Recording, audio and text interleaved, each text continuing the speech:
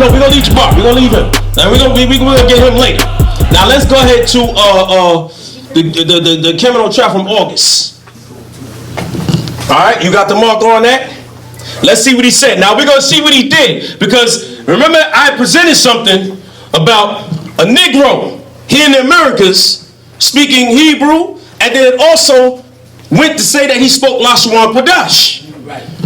Now what y'all don't know, I didn't stay in the building. You know what I'm saying? Because whatever. So whatever. I went outside because he started talking nonsense. But he pulled up a different article. He said we got the same article. He did not pull up the same article, and we're going to show you in this video that he pulled up a different article, and the article that he put up, it said something else. Okay, so now we're going to show you this out of his own mouth.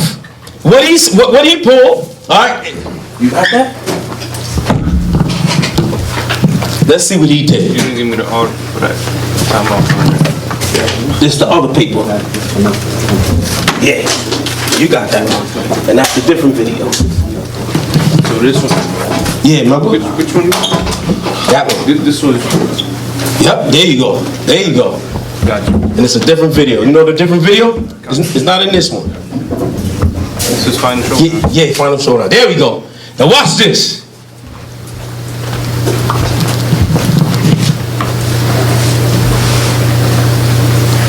Oh, that's the bar. Speak, yeah. Go to Garfield. You know, we'll leave the Garfield one alone. Yeah, I gotta go to the video where Garfield goes and pull out the article. Let's just go straight to the slides right now. Go straight to the slide. Hold that one. I'm gonna come back to that bastard. All right? Let's go right here. Okay, go to confirmatory bias. We're gonna see how Garfield operates. All right, and a lot of them operate with this. It's the next slide.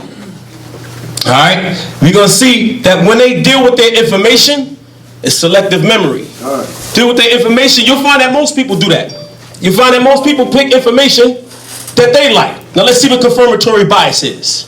You know, I know you're gonna say, where you get that shit from? Right here. Confirmatory bias. All right. In psychology and cognitive science, confirmation bias, also called confirmatory bias or my-side bias, is the tendency to search for, interpret, favor, and recall information in a way that confirms one's pre-existing beliefs or hypothesis. It is a type of cognitive bias and a systematic error of inductive reasoning. What that means is that if you go and look for research that you're only looking for that deals with your side, you're not researching correctly. What happens is an error in your research. And this is what Garfield does. He goes for anything that's against the Hebrew Israelite doctrine. Even the Moorish doctrine. Even the Islamic doctrine. Alright? Let's go to the next slide. Let's see. Come on. People also tend to interpret ambiguous evidence as supporting their existence and position. They find something. You see what this look like right here? You see? This deals with what the white man said, not what these Israelites said. That's ambiguous evidence, right? So it goes on, it says, bias, search, interpretation, and memory have been invoked to explain attitude polarization. And here's what happens. When a disagreement becomes more extreme, even though the different parties are exposed to the same evidence. So they get the same evidence, and they start pointing out things that are not there. And that's what Garfield does. That's what he did with my brother, Priest Daniel. That's what he did with me a year ago. All right? And he does that with everybody. Let's go to the next slide. Okay, so now this is getting in your head so you can understand how he operated. Confirmatory bias is a tendency to emphasize and believe experiences which support one's views and to ignore or discredit those which do not. The effects of this tendency have been repeatedly documented in clinical research. I went there for a reason, because you can go and type up M. Springer, and what they deal with scientific research that different scientists pull, and they're peer reviewed. And if it don't match what another scientist said, they get mad at it. And that's confirmatory bias. And this is what Garfield does, okay? So it's clinically researched that this is a problem that people have. So that nigga got a sickness. Right. You understand? That's a sickness. Go to the next one. Come on. Now, we're going to show where this nigga had that sickness at. See that funny looking nigga? Huh? He's a biased con. He's a liar. Because you're going to find out, this is what he pulled out that day when you go to the video. Okay, he pulled out this newspaper clipping where it said the Queen City's visitor, a native African who is deaf, dumb, and reads Hebrew and says he's a Jew. I did not pull that day. I pulled this one. It's a totally different paper. You understand? Where it says the Negro who can write, where y'all at now? It says, let's pump that up, come on. Blow it up. Blow it up. It says the Negro who can write Hebrew. Alright? This is from a different paper altogether. This was published in September 19th. Right? This was April 8th. Okay? In Cumberland, Maryland. These two different things. Go to the next slide. Come on. Juxtaposition of the articles in question, are they totally different articles? This was in the Houston Daily Post, September 20th, 1897. Right? Guess what? This came out later. The Jewish South, October 14th, 1898. Now, these are different articles from that article that was supposed to go ahead and say the same thing about a different man. Right? Let's go to the next slide, just to see. As we're going to get into detail. Because the Negro who wrote Hebrew, the one that I pulled out, it said that what? He spoke what? Lashon Kodash. Then down here, it says right here, Lashon Kodash. Now, if you read the article, the man expressed that he had spoke Hebrew. Okay? And then he said he also writes fluently Lashon Kodash. Now, how do we know that one, these articles are different? Two, that this is very prominent. And we have to understand the prominence of this article. Why? Because so-called Jews don't speak Lashon Kodash. Right. You understand? They speak what? Hebrew, modern Hebrew, and they speak the Yiddish. Right. So this is why this was a marvel. It was a wonder. That's why they had to put this in the paper. You go to the article that he pulled out that wasn't there. Now, in that article, go back to that article because he loves to say this. His name was Wilkowski. He was taught by this, right? You know, matter of fact, you don't even got to go there. Go up to the next one. He loved this part. Go to the next one. Samuel Wilkowski. Because I'm going to point out all the differences that he made. Now, he said that how he was taught, right? Samuel Wilkowski. He was taught by a white man. Well, let's just see one error that was in there. This article states only 3,000 tribe members. That's what that man said. Okay, it says, you do the math, 20,000 compared to 3,000. Notice no mention of speaking Lashon Kodash. That's not in this article. In the other article, the man gives a different number of the people that were there. 20,000 people, and he says the tribe and how they were all taught. And he was taught by his father. Okay, his father was a priest, was a rabbi. Okay, so when you understand that, the man lied, man. He said, you see this article? HaShar, this is what the Hebrews do. Y'all got to go to that video and see that. I had to walk out at that point and just stay outside. You understand? Because I operate differently when niggas start doing stuff like that. You understand? Let's go to the next one. Come on. So now, just to show you what the difference is with Lashon Kodash, as everybody should know. And also I use this, why? Because it's history. You can't say that Israelites didn't exist or things that in the Bible didn't exist. Because a seal bearing the name of King Hosea, okay, a phonetic derivation script known as Paleo-Hebrew, Lashon Kodash.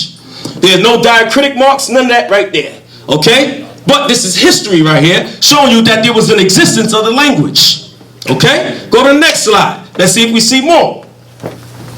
Paleo-Hebrew, Lashon Kodash on a Moabite stone. It's right there. It's right there. I use that because this is history, number one. Number two, to show you the difference between Lashon Kodash and modern Hebrew. Okay? So now we also going to find out further how this nigga went crazy, lying, and just saying what he wanted to say based off confirmatory bias. Because he said that the man Samuel Wilkowski, that in order for you to be a free slave, you'll be taught. Right? You had to be taught by the Jews, the so-called Jew. This is what he said. Let's go to the next slide and see if that could be true. This is from the book Black Judaism from page 37, right? A story of an American movement. Now watch this. It says the appearance of free blacks or slaves in Jewish synagogues in the South was bound to be a rare occurrence. Okay? It says if you seen a Jew in a synagogue, it was a rare occurrence. And it tells you why. Since most synagogues had rules that precluded them from membership, meaning they couldn't be in a synagogue. From this, Korn, okay, we're going to see who Korn is, concluded that it provided evidence that Jewish slave owners in the United States did not proselytize among their slaves or offer them instruction in Judaism, since they were unwelcome in the synagogues. So when you hear that nigga say that they got their freedom because they was taught by rabbis and so forth and so on, he's a damn liar. Because here you have a so-called Jew telling you this, that didn't happen. And that was the South. That didn't happen. Now, with the article that he pulled, it was supposed to be in Maryland, right? So now, when you understand, watch this. It says what? And it would see. Now, this is the quote from Corn, the man that had this quote in this book, and he wrote his own book. It says, it would seem to negate the contention that present-day Negroes who regard themselves as Jews are descended from slave converts of Jewish masters. Huh? Okay, it's telling you right there that it doesn't match, it doesn't add up. Right. So it's showing you that nigga's a liar. Right. Now it's showing you, says the quotes from this book, we'll take it from page 175 and 176 from the Jewish historian Burton Corn. Now he's a Jewish historian, mind you, that's why I used him, right? So let's go and see what he said. Here, just see who this guy is. Y'all want to look him up. It's the other books by Corn, including The Jews of Mobile, Alabama. That was written in 1763, 1841, 1971. It says Benjamin Levi, New Orleans Print, that's the publisher. It says The American Reaction to the Mortar Carter case in 1858. This is information that you can look up on your own to see what this man wrote about to show you the genuineness of what we're presenting. Con? Let's go to the next one. That's the book right there. All right? Now, to show you how real it is, it says this here. Now, this book, Jews and Negroes, right? Slavery in the Old South. What this man Corn did, and I'm only going to just show you how thorough this goddamn cracker is. So that you can't, when this nigga taught that Israelites was taught, people were taught by Jews, it's a lie, because this man denounced that, and here's the thoroughness of him. He says he delivered as the presidential address at the 59th annual meeting of the American Jewish Historical Society, February 18th in 1961. Why is that important? Because it shows you that this man is highly regarded in the Jewish community. You understand? So you can't go against this information. Let's go to the next slide. Robert Gordon Latham, Natural History, The Varieties of Man. Another goddamn cracker that went and researched about people who were so-called Jews, people in the African Peninsula, and let's see what he says. Go. There are a multitude of Jews in variety, right, of condition in North Africa, but there are probably more of the Hebrew race far within the interior about Timbuktu, because they had a problem with me before bringing out that Timbuktu thing. But it's showing you right here that this man that wrote the varieties of races, he's showing you where the Hebrews were, okay? And he shows you a variety and where they were at Timbuktu. So he says, and the Lake Chad, and still further to the south. The latter, we should look for traces of their connection with the lost tribes. Okay? It is well known that the Ga and other Negro tribes have numerous well-marked Jewish characters in their religious observances. Right. So that kills all that nonsense that he's talking about. All right? Go to the next slide. I'm going to leave him alone. You know why I'm going to leave him alone? Because I got more in the cannon for him. You know? When you're a con artist, it's easy to get you. When you're a con man, and I'm going to crush your fucking ass. You understand? You come from the word of God, you come from me, I'm going to destroy you. That's my mission on this earth, man. That's every Israelite mission on this earth. To destroy those that oppose the Most High and his dear children. Huh? So I'm just holding back the chamber, man. All right? Huh? The video on him? Yeah, let's go. Yeah, go to the video first. Y'all see this here? We're going to get this another nigga, another con. He said, you know what? I can't say that. I won't say that about the brother Jabbar. There's a reason why. Because I believe him, because he believes his Egyptian shit. He believes it. And you know why? You see how he dress? Right. You see how he talk? Huh? You got to believe that. Say, all right, yeah, he's with that. It's just like shock. I believe that shit off his head. I believe that. Right. You know why I believe that? Because I say, wow, oh shit, that man, all right, I'm with that. Word. I believe them niggas. So when they talk, I say, they read from here.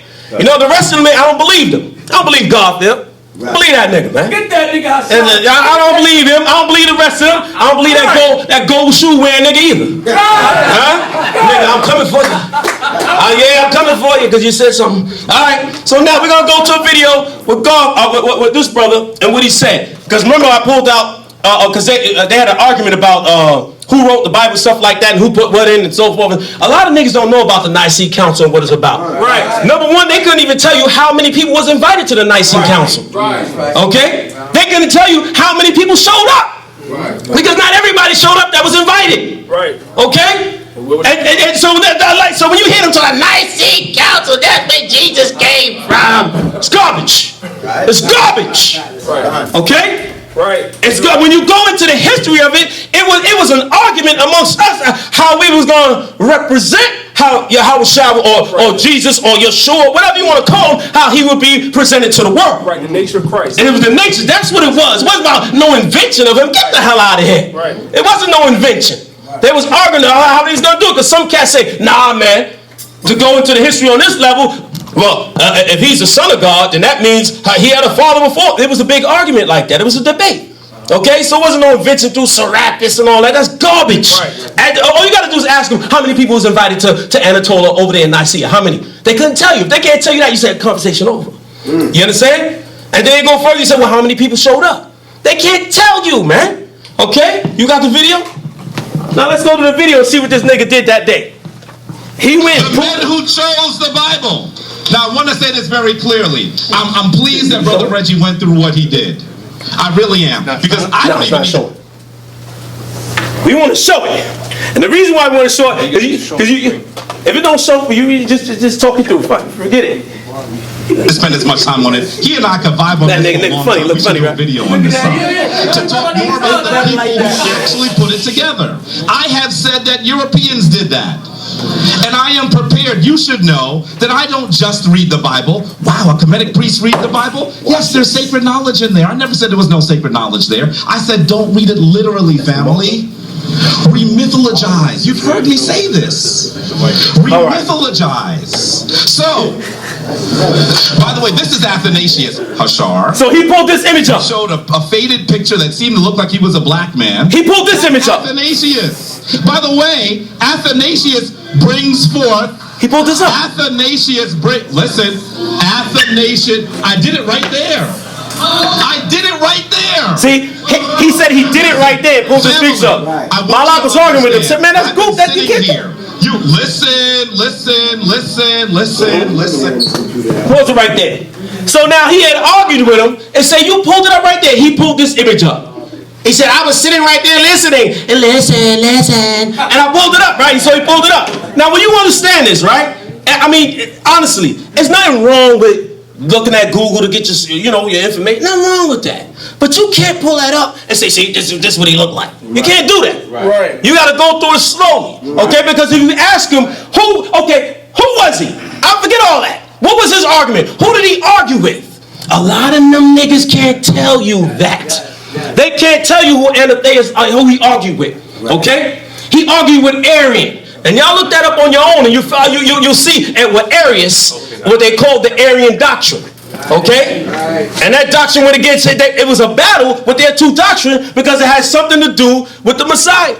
Something to do with HaShar and how he was born. I won't go further. And that's something that all Israelites need to get into because then you'll see how a lot of our doctrine came from. Oh, it started in 1969. Get the hell out of here, nigga. It started way before that. The argument was long ago, man. So when you get to understand who this man was, you see the importance of him and Arius. That's a very important thing. And so when you hear these niggas talk about they was white, they have no idea. Right. So he pulled this picture up. Now let's go on and see what else he said. And listen closely to what he said. And I'm not knocking that man because he believed that shit. I wasn't dressed like he dressed. He believed that. You understand? He believed being an Egyptian. He believed all that. Listen, I have actually been sitting here attempting to respond to all of your comments. So yes, this is from Google Images. Where did you think I was going to get it from? I'm sitting here. I didn't know he was going to bring that up. But let's go further. Y'all heard it, right? Right. By the way, Athanasius is in Kemet, in Egypt. I'm using that word intentionally. Come on. In the 4th century AD.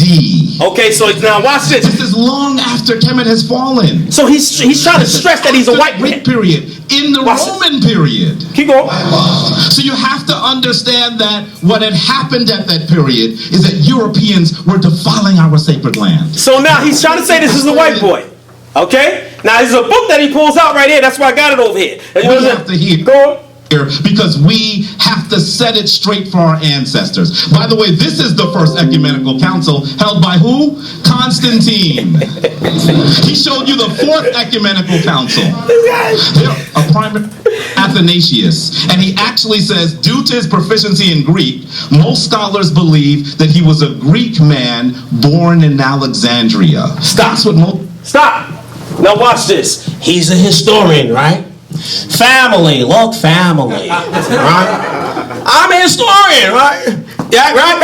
That's what we do, right? Now, he said, go get this book. Y'all need this book. And he said, the man Timothy Barnes said because he speaks Greek, he says that the man had to be a Greek. That's what he said. That's what the historian said. And remember, he said that he pulled this up on Google. And guess what? If y'all type this in, this picture's going to come up first, and so is this book. So I said, okay, that's what he does. I get it. That's all right. Now let's go into history. Let's take our time. Let's go to the next slide. Now remember, we're using his own words, what he said. All right, he's a Twistorian. The Twistorian's bias fatal error. Jabari had so haphazardly not only snatched the first bright white image he could find of a cracker. I salute and I respectfully expect nothing less of his chronology. And I say that with no disrespect unto him, but with all due respect unto those who know better. He also used a book in which the author basically expressed Athanasius as being white. I am not surprised. Now let's get what he really was. Let's go on. Let's see. Here we go. Now they like white people, right? I gave him a white man. I gave him a white man in modern day times. Huh? He's a goddamn priest, faggot. Monsignor Charles Pope. Okay, Monsignor Charles Pope. Let's see what he said about Athanasius. He said, and this is quote. He says, first, I have served in African American parishes most of my priesthood. And in this context, I have often wondered why there are not more African American parishes named for this North African saint. So many black parishes are named for Augustine or Cyprian, both of whom, while denizens of North Africa, were likely of Berber stock and look more European than African, which is also a fallacy. But watch what he says about Athanasius. Athanasius, on the other hand, while certainly not sub-Saharan African, is described as having dark, even blackish skin. That's right. Out of the modern day man's mouth. Why would this cracker say that? Now we're going to see where he got this from. Okay, so he says what? Yet almost no African American Catholic commentary claims him, and I have never heard a black parish named for him. Okay, so since Jabari loves his white scholars and all this stuff, he needs to listen to him. But let's see where he got this from. Go to the next slide. Okay, we're going to take them into the annals of history since they like booty holes, huh? We're going to take them on. Let's go. So now watch this. This is Robert Payne. Okay, this is his book, The Holy Fire. All right, now you get this book and you see when it was written, when it came out. Let's see the quote. Oh, shoot, they love primary sources. Oh, shoot, they love second primary sources. Let's see what the primaries and second primaries said. The Emperor Julian called him, quote, hardly a man, only a little mannequin. Gregory Nazian said he was an angelic in appearance and still more angelic in mind. He was so small that his enemies called him a dwarf. He had a short reddish beard which turned up at the ends in the Egyptian fashion. You know how the Muslims be doing that, dyeing their beard and turn up? Now watch this, what he said. And his skin was blackish. Huh? Get that other book out of here that Jabari was talking about. Get it out of here. It's a lie. Nothing but a lie. Oh, but wait a minute. That's not the only book. We got another one. Go to the next slide. Go next slide. Okay. Now this came later. This is Justo L. Gonzalez. Now let's see what Justo L. Gonzalez wrote in The Story of Christianity. He says what? Among those who were present at the Council of Nicaea, there was a young man. Wait a minute. So dark and short. Wait a minute. So dark and short. Okay? See how he's described by another man.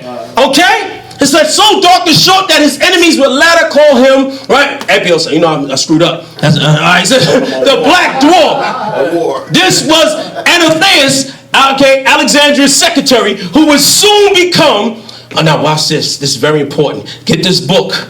But you'll find that the old version of this book is removed from Google. Why? Because they didn't like him saying what he said.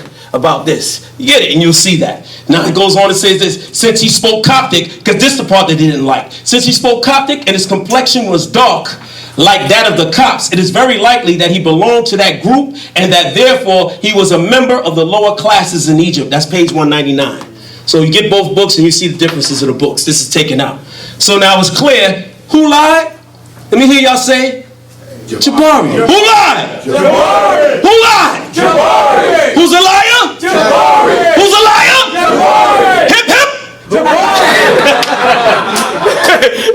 Hey, guess what? And Garfield's in that too. Now you know I can't say that Jabari's a liar, and I give him that much. I just say that he just went on the fly. Let me get at these Hebrews, blah blah blah. You know, because I believe his Egyptian shit. You know, when he bows down to all that big hunk he wears on his wrist, you gotta believe him. You gotta believe that. Say, oh shit, where you get that from?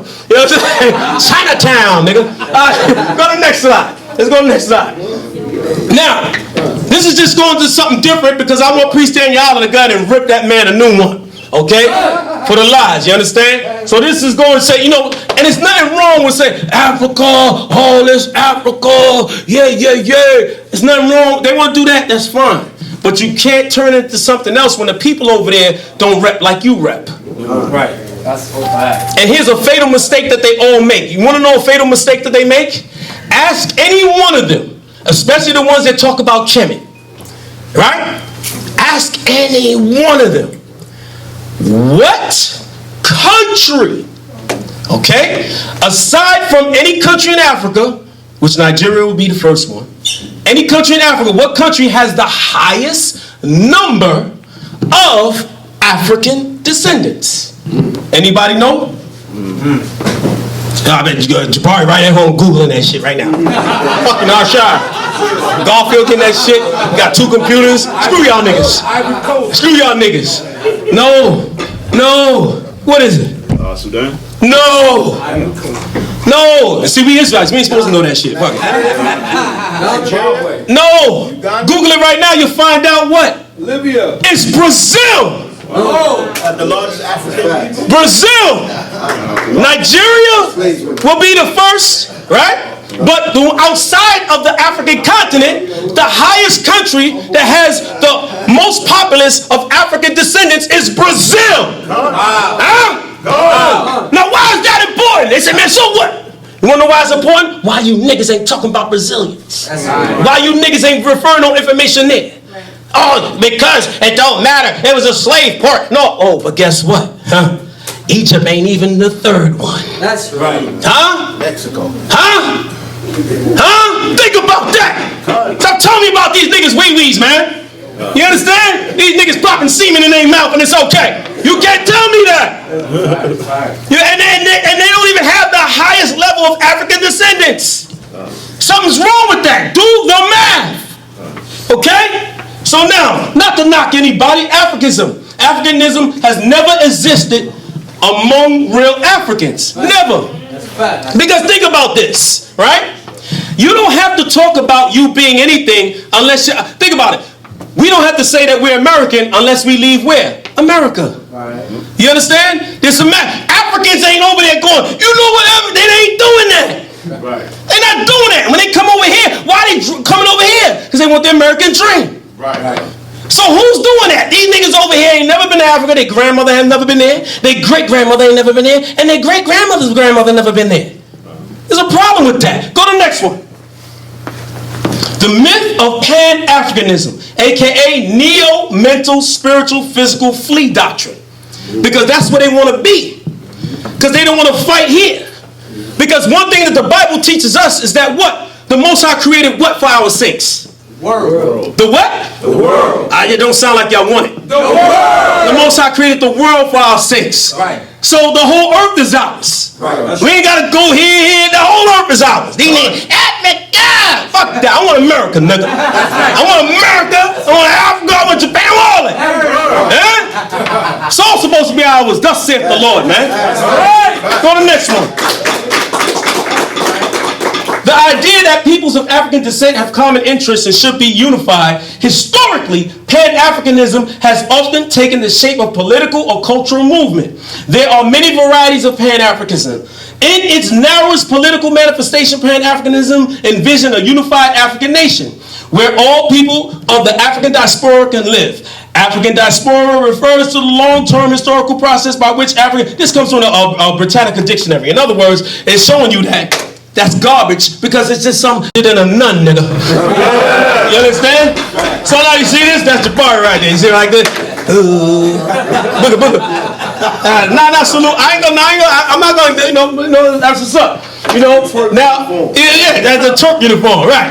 High level. Booty over here, booty over. They say, now when you look at this, we know a lot of this did not come straight from Africa, straight from Egypt, straight from Ghana. You understand? There's different rules and regulations, customs, especially bringing things from Egypt, artifacts from Egypt, or things that even look like artifacts. You have to go through a lot, right? So now where did they get this stuff from, man?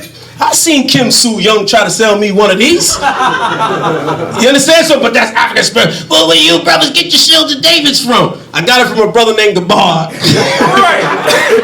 Where you get your garment from? Malakaya. Let's go to the next one, man. What's wrong with them, man? Make Africa great again, right? Neo-physical Africa. So this is what they do. They love in Africa, trying to come back. This is a flea doctrine mentally and spiritually. Go to the next one. Come on. Pushing that flea doctrine. It says Pan-Africanism is subconscious fear flea doctrine because they fear what the white man gonna do. We gotta leave because they're gonna blow America up and blah, blah, blah. This is what people do. Hell, you even have some Israelites like that. Yeah. America about to blow up. Well, every place gonna blow up. Blow the shit up. Blow everything up. You understand? That's right. Where are we taught in the scriptures? Where's the kingdom? On earth. It's in us. Huh? On earth. It's in us. That's where the kingdom is. That's where all your richness is. That's where all your glory is. All that other stuff is like, come on, you're gonna go through things. You understand? Go to the next one. I'm not even reading it. Go do this. Now here's a a brother, Randall Robinson. Right? He was hardcore, Pan-African, hardcore, fighting for black people, so forth and so on. But he went and turned around into a flea doctrine man. Right? A classic example of a freedom fighter to a fleer. He was an activist. He opposed apartheid. He advocated for Haitians. He was a founder of the Trans-Africa. Trans-Africa is an organization that advocates for Africa going back to the Caribbean and the Caribbean. So here's his book. You can check out his book and see that this man got afraid. He got fed up with America and he left. Okay? You don't get fed up with something. You handle things right there. Right? You don't flee. You don't run. We're not taught to run. Right.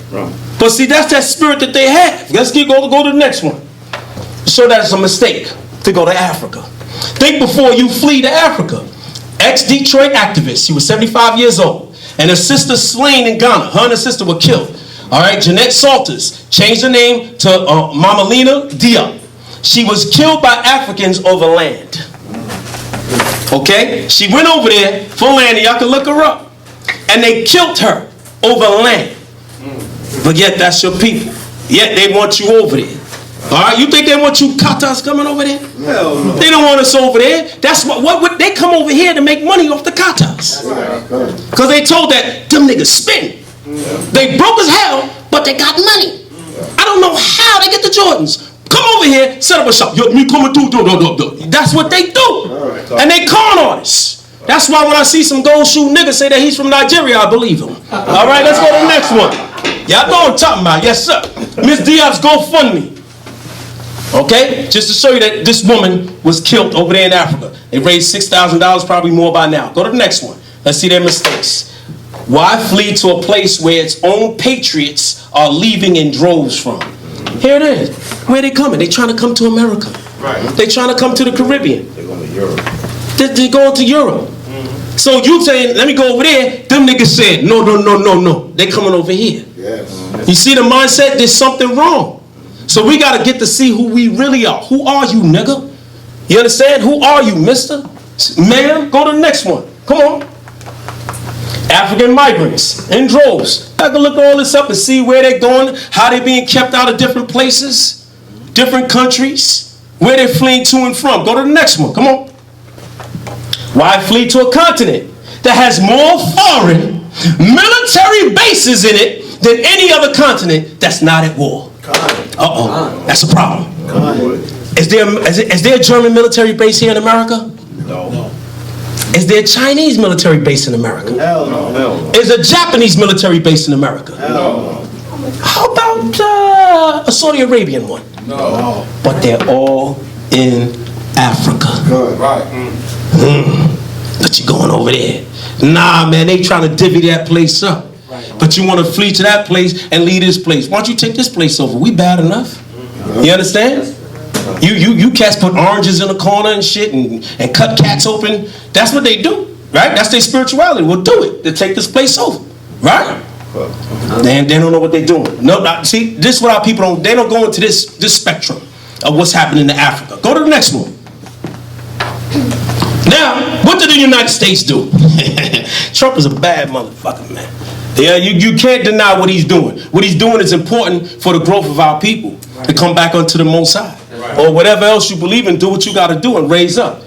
Great Britain and the United States also have bases in Africa. America has a command center called AFRICOM. Look it up.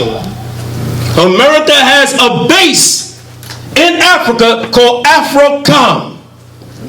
So you want to flee to America, flee to Africa from America, but America's already set up over there. Huh? They're talking about the Chinese man doing his thing, selling. Why? Because who's the Chinese man in business with? America, Russia. But this is what we got to understand. Check out AFRICOM. Look it up. So you're going right back into America's hands and don't know it. Go to the next one. Now, American Special Forces were killed on October 4th in 2017 in Nigeria, Africa. Why is this important? Why am I putting it up there? Because there's no safety over there either. You got special forces getting killed. What you think is going to happen to you? The same thing that happened to that ex-activist that came from Detroit to move down there, get some land, and got killed by Africans over land. Huh? Huh? Now I can hear them now screaming, pulling their hair out, shotguns. They all gonna make videos and shit. Them niggas was later, man. Do what you gotta do, but you can't refute what's there. You call me any name of the book, man. Go for it. All right, go to the next one, man. Last one.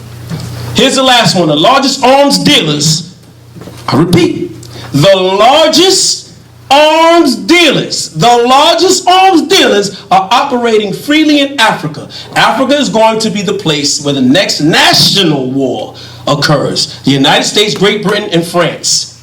These are the largest arms dealers, and they're over in Africa. You understand? So that Africanism, Pan-Africanism, the flea doctrine, which is mental and spiritual, I mean, it's all over the place. I only went here to use this as filler, to give an understanding why, when I dealt with these brothers saying their lies going against the things, say y'all lied and so forth and so on, to show you that they don't even know where they stand. So when you see Israelites and how we operate on the streets and everywhere that we are, we know our stance. We know our stance. We call ourselves a holy people. That's right. That's right. Meaning that we are separated people. Right. So they get mad when they hear Israelites say, nah, we ain't dealing with them, we ain't dealing with them, we ain't dealing with them. Right. But they're not looking at the white man's eyes, how he look at Israelites. Saying, them niggas are dangerous. Right. Them niggas is crazy. Who's going to go on the corner with a gold buckle on? And call me the devil. Word. That nigga's crazy. That's what white man see. He's dangerous. So you know what they do? They say, let's tiptoe around them niggas. We'll mess with them Pan-African niggas. Give them more dashikis. And let Jabari talk to them, and Garfield send out our information. Huh? Give him an arm. Give him an unk. Okay? And it's not to make fun of them cats, man, because some of them cats is genuine. Shaka's a genuine nigga. Remember that shit? And Reggie, you know, he brings information genuinely. And that's what you need so that we have not be biased about the information, but bring it out correctly. All right? So I know what y'all waiting for. What I'm waiting for here, Priest Daniela, right? Give him a hand, man. Because he got to answer that Garfield stuff. You know what I'm saying? Because Garfield and them, and y'all have to remember one thing which is wrong about the information they're doing. They're saying because white people are in Europe, right? There wasn't no black people there, Guess what? The population in Egypt, as far as being black and African, no, the number is small. Yeah, that's fact. It's small. And y'all can look this up on your own and type it up. It says blacks in Egypt.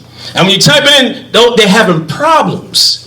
The Nubians and the Sudanese in Egypt are having problems because they're being treated so horribly by everybody in Africa. Even being called slaves, so far. I mean, when I say Africa, I'm talking about in Egypt. So now when you analyze that, wait a minute, wait. We know, we're not dumb enough as Israelites to say that black people didn't rule Egypt. We're not that dumb. Just because they're not over there. We know that the Ottoman Turks and cats invaded and went over there. So how could y'all be that dumb to say that we weren't over there in Europe as Israelites or black people? You understand? That's bias studying information. So with that, remember, I got a whole cannon in the chamber.